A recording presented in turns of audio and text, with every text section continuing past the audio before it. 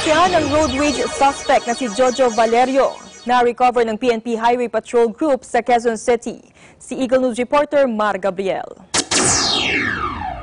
Na-recover na ng PNP Highway Patrol Group ang Toyota FJ Cruiser na pagmamayari ng road rage suspect na si Jojo Valerio na nag-viral matapos manuntok ng motorista sa Angeles, Pampanga.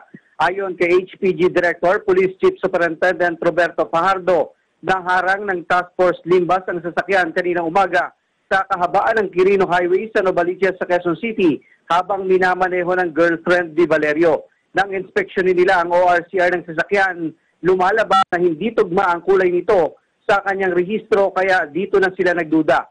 Ang dati raw kasing black and white na kulay ng sasakyan, ngayon ay kulay itim na lang matapos na dikitan ng sticker ang mga kulay puting bahagi nito. Ibinalik na rin ang orihinal na plaka ng sasakyan na AVA 8781.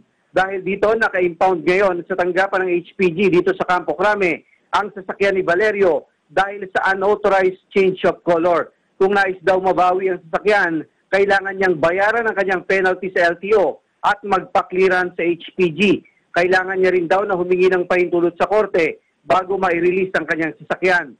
Kahapon, nakapagpiyansa si Valerio sa kasong physical injury na isinampa sa kanya sa Pampanga habang na-dismiss naman ang kasong usurpation of authority dahil sa paggamit ng protocol plate.